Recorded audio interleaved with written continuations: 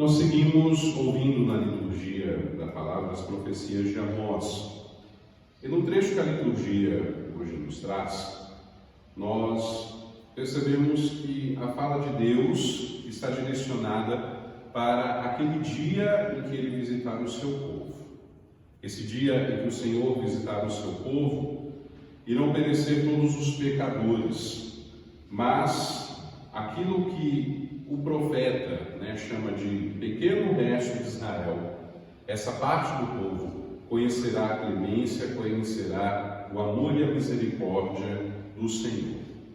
As profecias estão relacionadas à salvação que o Messias virá trazer para a humanidade, trouxe para a humanidade.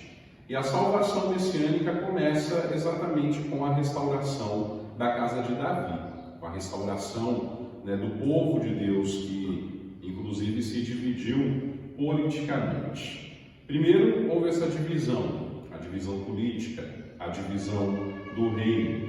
Depois houve o sucessivo desmoronamento de Samaria, depois de Jerusalém, cidades sagradas.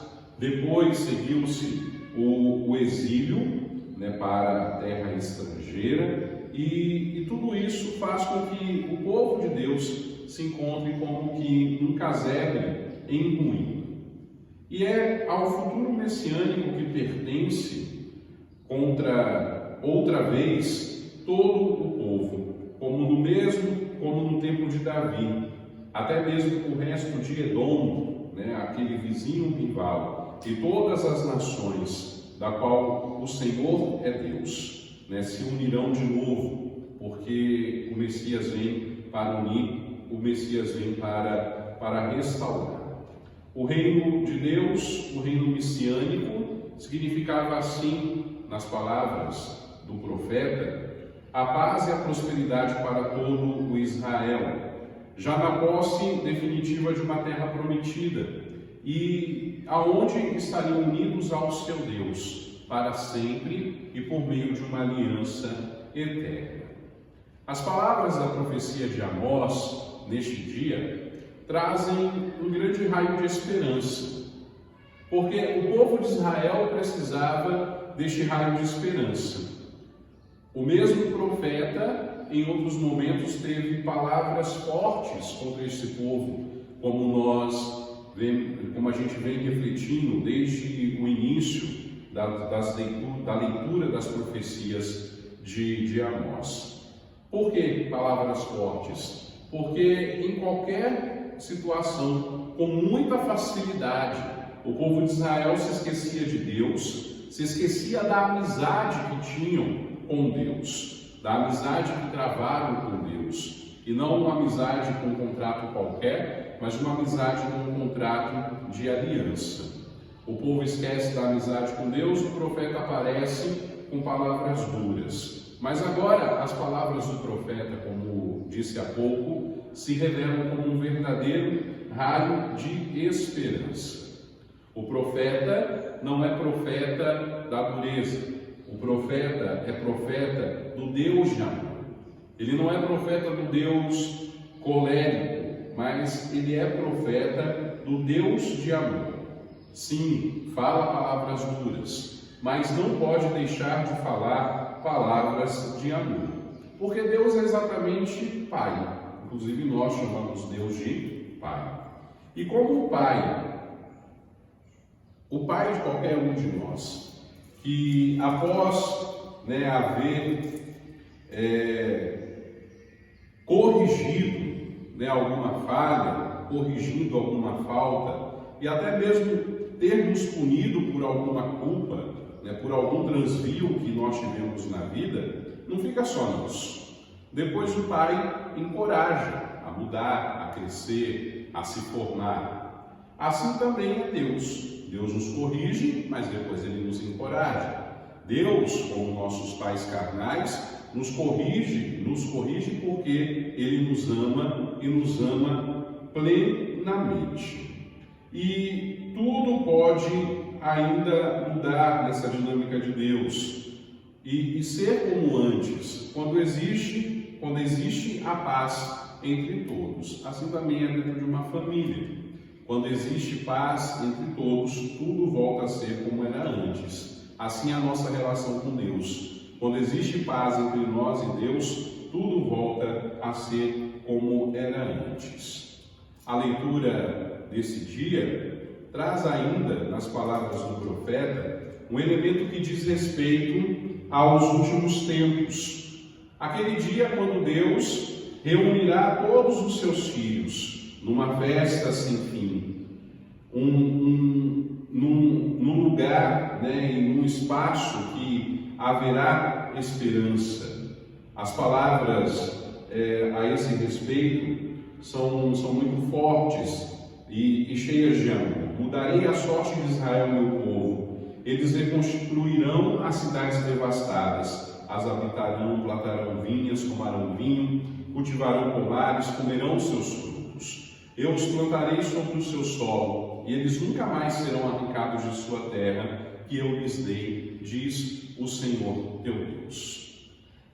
Não só é um sinal, não é só um elemento que diz respeito àquilo que aguarda a todos no futuro, nos últimos tempos, quando Deus reunirá todos os seus filhos e filhas numa festa sem fim. Mas é um elemento também que nos mostra como deve ser a política que a gente deve construir entre nós e que é desejada e abençoada por Deus. Bem comum, onde todos tenham aquilo que é necessário para viver dignamente. A leitura, por fim, nos remete ao seguinte ponto: não existe esperança cristã fora do contexto das expectativas humanas. A esperança cristã está ali como uma companheira das nossas expectativas humanas. E justamente porque elas duas caminham lado a lado, foi que nós conseguimos contemplar na ressurreição de nosso Senhor Jesus Cristo, que ali se abriu um futuro para nós, nessa perspectiva. Nós, cristãos, sabemos que as profecias todas já se cumpriram em Jesus. Sabemos também que nós já fomos libertados pelo sacrifício de Jesus, mas devemos ter a consciência de que é nosso dever colaborar com todo esforço que estiver ao nosso alcance para que essa libertação não seja só uma ideia, mas seja ato, para levar ao mundo o Espírito de Cristo, o Evangelho de Cristo, através do nosso testemunho. Este é o nosso compromisso. Porque essa realidade anunciada pelo profeta, ela já existe entre nós. Basta nós nos esforçarmos para que ela seja cada vez mais vista e sentida por aqueles que nós encontramos em nosso caminho. Depois, no Evangelho de hoje, nós encontramos aquela cena clássica em que os fariseus se aproximam de Jesus. Perdão, não são os fariseus, são os discípulos de João, se aproximam de Jesus e perguntam: por que é que nós, discípulos de João Batista e os fariseus, praticamos jejuns e os teus discípulos não? E aí Jesus faz aquela comparação com a festa de casamento, dizendo: por acaso os amigos do noivo vão estar de luto enquanto o noivo está no meio deles? Dias virão em que o noivo será tirado do meio deles, aí sim eles jejuarão. Sabemos que Jesus, ele veio não para abolir a lei. Jesus veio para levar a lei à perfeição. E essa interrogação dos discípulos de João, que não são inimigos de Jesus, pelo contrário, são amigos, porque João Batista apresentou os seus discípulos, muitos dos discípulos de João passaram a seguir Jesus, sobre o jejum. O assunto é sobre o jejum. É um assunto muito importante, porque está na prática, é importante a gente lembrar disso, está na prática de João Batista e dos seus discípulos também a vida austera, a vida simples.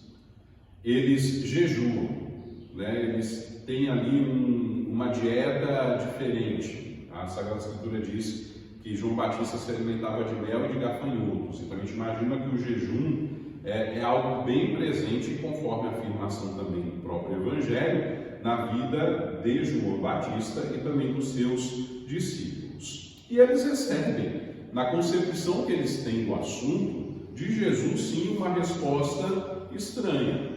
Mas Jesus não está dizendo somente a respeito do fato de jejuar ou não de jejuar.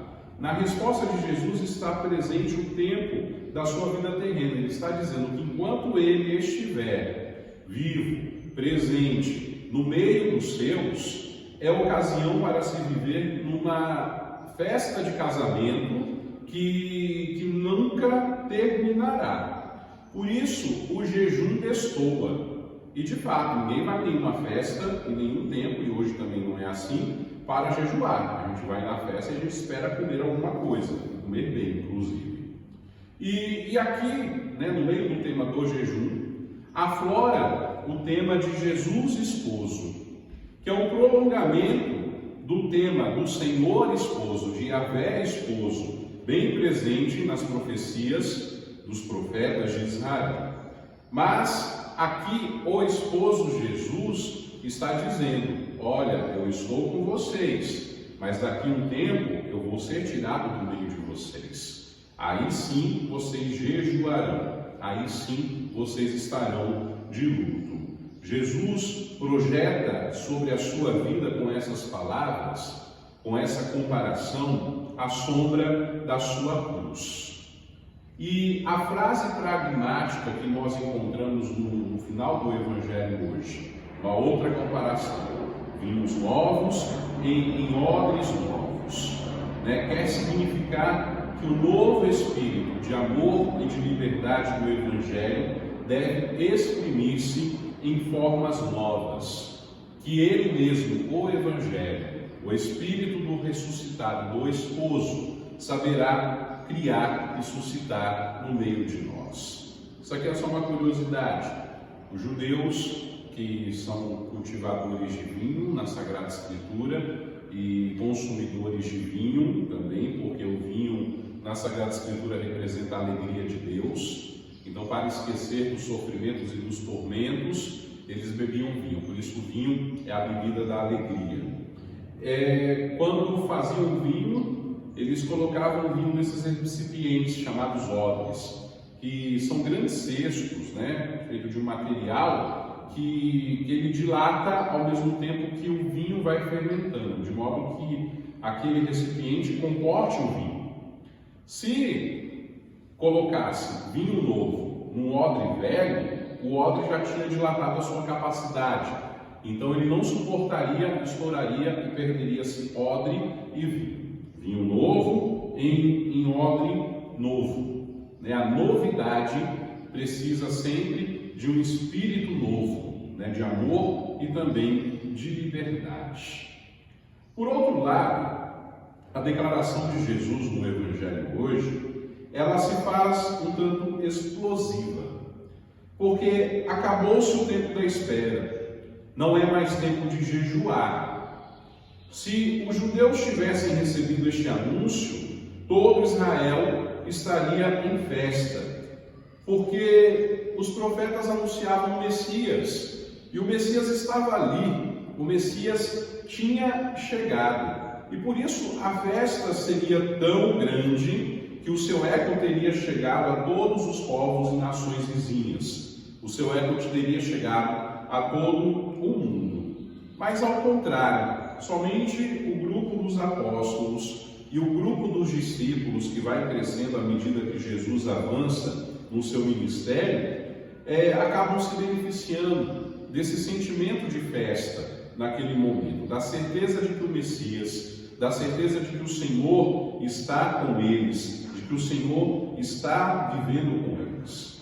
Contudo, aqui não é um prejuízo, pelo contrário, era necessário esse tempo de pregação do Evangelho, Era necessário esse tempo de Jesus viver o seu ministério para nos ensinar a vontade e falar a vontade do Pai e nos falar sobre o amor de Deus. A festa verdadeira e definitiva vai acontecer depois do terceiro dia. Aquele dia em que Jesus morre é o dia do jejum, porque o noivo é tirado de nós. Mas no terceiro dia, logo de manhãzinha, com a sua ressurreição, a festa começou e ela nunca mais terminou. Ela só vai terminar quando Deus colocar o ponto finalzinho na história da nossa salvação, na história desse mundo. Na verdade, não vai terminar. Aí que ela vai continuar, por toda a eternidade, porque não haverá mais morte, não haverá mais dor, não haverá mais choro, não haverá mais enfermidade, não haverá mais nada que nos faça sofrer. Será alegria plena e sem fim diante do Senhor da nossa vida. A ressurreição do Senhor, a descida do Espírito Santo, a obra que é a igreja, os mensageiros de Cristo Jesus, são o anúncio da alegria dessa festa, dessa presença em todas as partes do mundo. Hoje também o mundo cristão deve permanecer em festa, porque ainda o Senhor está conosco. Hoje, ainda o povo cristão deve se comprometer a serem construtores da paz, a semearem a alegria. Por quê? Porque o Senhor está conosco. Hoje, ainda nós precisamos, na correria que a gente vive, nas limitações que nós temos, na pressa, em tantos problemas e afazeres que nós abraçamos, não podemos deixar de lado a vivência na alegria da novidade de vida trazida a nós por Cristo ressuscitado. É tempo de festa. Nós não estamos na expectativa de que tudo isso se cumpra, porque tudo isso se cumpriu. Por isso é tempo de festejar. É tempo de festejar porque Cristo está conosco. Ele mora conosco. Ele está no meio de nós, Ele vive em nós, Ele vive em nossa casa, Ele vive em nossas famílias, nos ambientes de trabalho. Cristo está presente no mundo e a certeza dessa presença, além do seu Espírito, é o testemunho que nós somos convidados a dar, e a colaborar para que essa festa não termine, mas continue até o dia em que Ele voltar definitivamente. É preciso ter essa verdade como aquele alimento necessário, indispensável da nossa vida. Por isso, precisamos de vez em quando também examinar a nossa vida, examinar a nossa fé, para saber se nós estamos vivendo de acordo com a alegria dessa certeza de que nós estamos numa contínua festa de casamento, porque o Senhor está vivo, o Senhor está conosco. Não vivamos fora do tempo, não fujamos dos graves problemas que nós vamos encontrar pelo caminho, mas trabalhemos, com esforço sempre renovado e sejamos sinais da alegria de Deus e levemos essa alegria da presença do esposo, da presença do Senhor ressuscitado a toda parte. O Senhor nos capacite, o Senhor nos oriente e que Ele conte conosco e com o nosso esforço para que nós possamos viver intensamente a sua presença no meio de nós. Louvado seja nosso Senhor Jesus Cristo. Para sempre seja